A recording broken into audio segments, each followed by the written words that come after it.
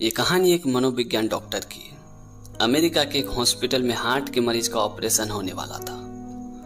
Operation से पहले वो मरीज बहुत ही घबराया हुआ था। उसका मनोबल, आत्मविश्वास पूरी तरह से टूट चुका था। ऐसे सिचुएशन में अगर ऑपरेशन होती तो ऑपरेशन सक्सेस तो दूर की बात है, बल्कि उसकी जान भी जा सकती थी। उस मरीज के कमरे में एक नर्स साफ सफाई की काम कर रही थी।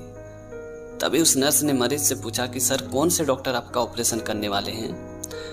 तभी मरीज ने बड़े धीमे स्वर से कहा कि जॉर्ज मैथ्यू मेरा ऑपरेशन करने वाले हैं। ये बात सुनते उस नर्स ने आश्चर्य होकर बोली कि क्या बात कर रहे हैं? जॉर्ज मैथ्यू हार्ट स्पेशलिस्ट के सबसे बड़े डॉक्टर हैं। उन्होंने आज तक हजारों ऑपरेशन किया है, पर उनका एक भी ऑपरेशन फेल नहीं हुआ है। सारे के सारे ऑपरेशन 100% सक्सेस हुआ है।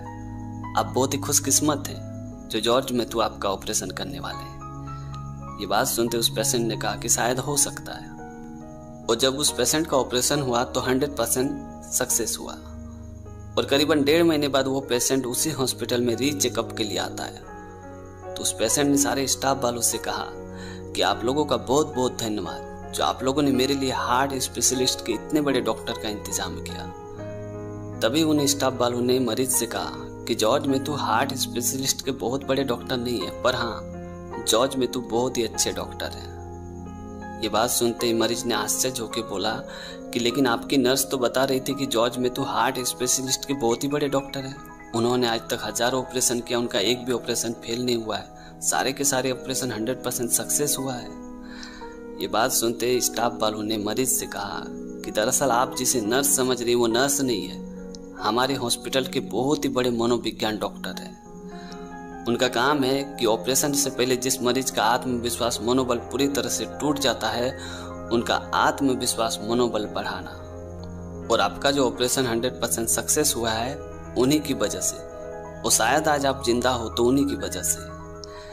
ये बात सुनते मरीज के चेहरे में एक प्यारी सी स्माइल आ गई। तो दोस्तों, छोटी सी कहानी में ये सिखाती कि आप कितनों भी ताकतवर क्यों ना हो, अगर आपका मनोबल टूट चुका है तो आप दुनिया के सबसे कमजोर इंसान बन जाते हैं। लेकिन अगर आपका मनोबल ऊंचा है तो यकीन मानिए, दुनिया की कोई भी ताकत आपको हरा नहीं सकती है, क्योंकि आपको भी पता है कि ताकत और हिम्मत का दूसरा नाम ही मनोबल है। ये कहानी एक राज्य की है। एक राज्य के राजा ने एक राजमार्ग बनवाया था। जब वो राजमार्ग बनके पूरी तरह से तैयार हो गया तो उसके ओपनिंग के दिन राजा ने एक दौड़ प्रतियोगिता रखी, और इस दौड़ प्रतियोगिता के लिए राजा ने बहुत ही शानदार इनाम रखा था, जिस वजह से राज्य के बहुत सारे आदमी ने इस दौड़ प्रतियोगिता में भाग लिया था।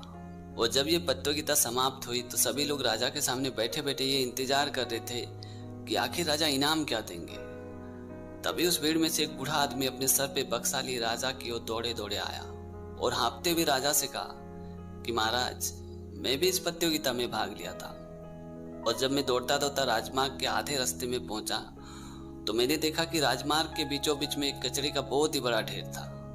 उस कचरे की ढेर की वजह से लोगों को आने जाने में बहुत ही तकलीफें हो रही थी, बहुत मुश्किलें आ रही थी। तो मैंने उस कचरे को उठा उठा के राजमार्ग से दूर फेंकना चालू किया, और जब वो कचरा पूरी तरह से साफ हो गया तो उस कचरे के अंदर से मुझे ये सोने से भरा बक्सा मिला। मैं ये सोच रहा था कि पता नहीं ये बक्सा किसका होगा, इसीलिए मैं इस बक्से को आपके पास ले आया ताकि इस बक्से को आप सही हाथों में दे सको। ये बात सुनते राजा ने मुस्कुराते हुए इस बूढ़े आदमी से कहा कि दरअसल ये बक्सा आप ही का है। तभी उस बूढ़े आदमी ने हैरान होकर राजा से कहा कि ना ना महाराज, इतना सोना तो मेरे पूर्वजों ने भी नहीं देखा होगा, तो भला ये बक्सा मेरा कैसे हो सकता है। तभी राजा ने उस बूढ़े आदमी से कहा कि दरअसल वो कचरे का ढेर मैंने ही रखवाया था, और उसके अंदर ये सोने से भरा बक्सा भी मैंने रखवाया था।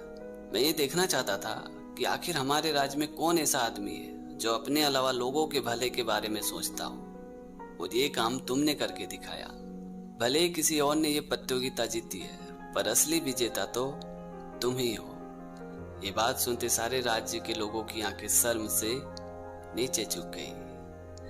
तो दोस्तों, छोटी सी कहानी में ये सिखाती कि अपने फायदे की परवाह ना करते हुए भी अगर आप लोगों के भले के बारे में सोचते हैं ना, तो यकीन मानिए यही सोच आपको उससे भी ज्यादा फायदेमंद बनाती है। तो दोस्तों, आज की कहानी आपको कैसी लगी कमेंट करके ज़रूर बताना, और अगर आपने हमारे चैनल को अभी तक सब्सक्राइब नहीं किया तो प्लीज़ यार चैनल को सब्सक्राइब कर देना, क्योंकि इस तरह का कंटेंट मैं हमेशा अपने चैनल पे लाते रहता हूँ। तो आज के लिए इतना ही, मिलते अगली वीडियो में एक नई टॉपिक के साथ, एक नई कहानी के साथ। तब तक के लिए जय हिंद, वंदे मातरम।